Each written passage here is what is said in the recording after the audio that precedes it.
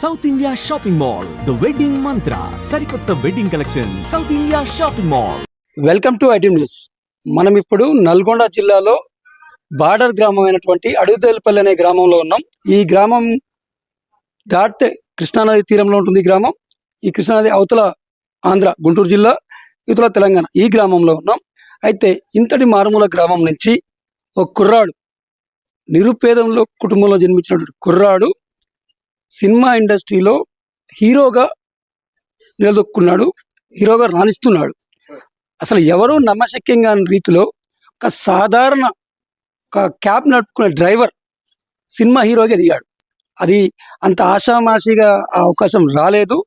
ఆ యొక్క అవకాశం వెనుక అనేక తపన, పట్టుదల, కృషి ఉంది. అయితే అంతటి కృషి, పట్టుదల, అంకితభావం ఎన్ని పట్టుకున్నప్పటికి కూడా అతనికి ఎలాంటి అవకాశం దొరకలేదు. ఆ అవకాశం దొరక్క, నిరుపేద కుటుంబంలో పుట్టినాడు కాబట్టి ఉపాధి దొరక్క తిరిగి అన్ని ఆశలు వదులుకొని సినిమా రంగం మీద ఎంత ఇంట్రెస్ట్ ఉన్నప్పటికీ అన్నీ వదిలిపెట్టుకొని తిరిగి మళ్ళీ క్యాబ్ డ్రైవర్గా అవతారం ఎత్తాడు.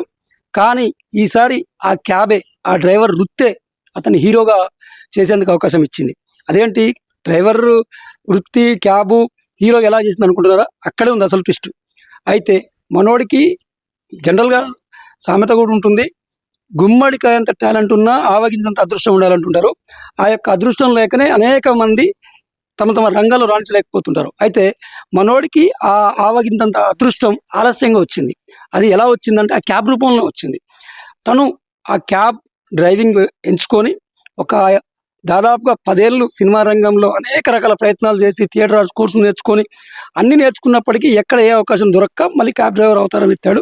ఆ యొక్క అవతారం ఎత్తిన క్రమంలో ఒక సినిమా డైరెక్టర్ ఆ క్యాబ్ బుక్ చేసుకున్నాడు. కానీ ఇప్పుడు ఆ బుక్ చేసుకున్న వ్యక్తి సినిమా డైరెక్టర్ అన్న విషయం ఈ యువకుడికి తెలియక ఆ యొక్క డ్రైవర్ క్యాబ్ బుక్ చేసుకున్న వ్యక్తి ఆ యొక్క క్యాబ్ ఎక్కిన క్రమంలో అందులో క్యాబ్లో ఆ సినిమా డైరెక్టర్ అయితే డైరెక్ట్ చేసినటువంటి సినిమా పాటలు పెట్టుకొని వింటున్నాడు.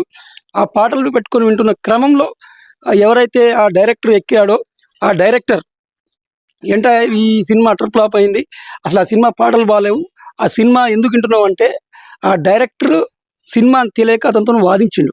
అసలే సినిమా అంటే పిచ్చి, సినిమా మీద బాగా ఆసక్తి ఉంది కాబట్టి ప్రతిదీ గమనించే ఆ యొక్క యువకుడు ఆ యొక్క డైరెక్టర్తోనే డైరెక్ట్ వాగ్వాదం దిగాడు.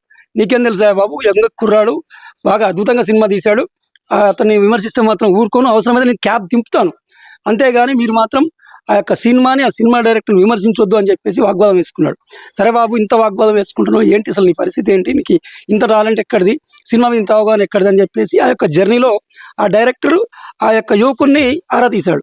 సరే, నేను ఇట్లా స్టూడెంట్స్ వచ్చాను, నాకు సినిమా మీద బాగా అవగాహన ఉంది, అన్ని ఫ్రేమ్లు తెలుసు, నేను థియేటర్ ఆర్ట్స్ చేశాను, అయినా ఎక్కడ అవకాశాలు దొరక్క నేను డ్రైవింగ్లో మళ్ళీ కొనసాగుతున్నా అని చెప్పేసి తన యొక్క లైఫ్ హిస్టరీని మొత్తం ఆ యొక్క డైరెక్టర్ చెప్తాను. కానీ తన డైరెక్టర్ అన్న విషయం నాకు తెలియదు. తీరా క్యాబ్ వెళ్ళి రామానాయుడు స్టూడియో దగ్గర దిగింది.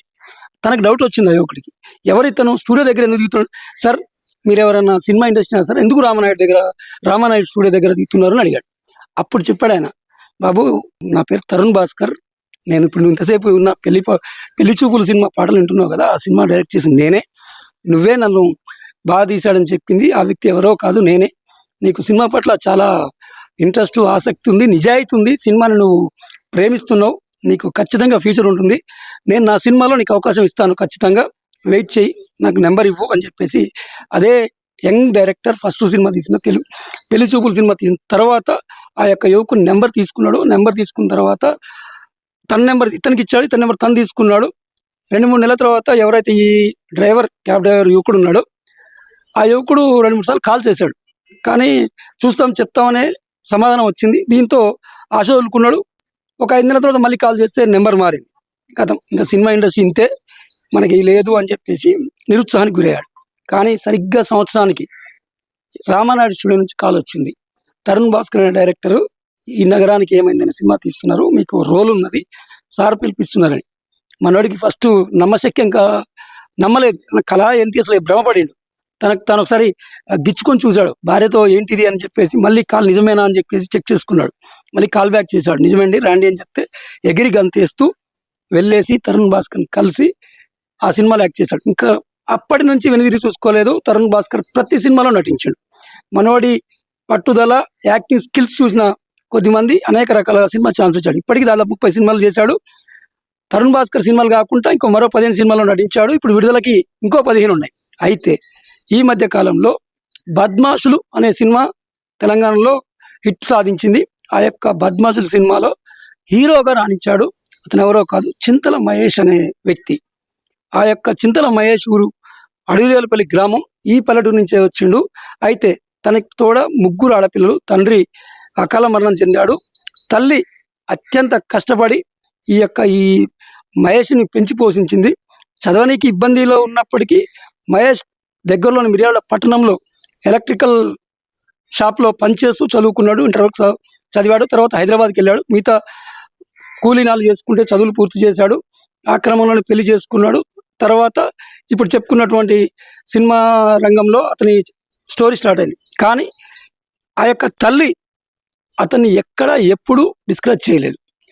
బిడ్డ, నువ్వు సాధిస్తావు, నువ్వు ఎంత ప్రయత్నిస్తే అంత ఇది ఉంటుంది, నీకు అవకాశం వచ్చే వరకు నువ్వు పోరాడు, కొట్లాడు, నా చేతనైన వరకు నువ్వు చదివిస్తాను, అవసరమైతే నీకు ఎన్ని డబ్బులు కావాలో పంపిస్తాను, కానీ ప్రయత్నం మానొద్దు అని చెప్పి ప్రోత్సహించి పంపించింది.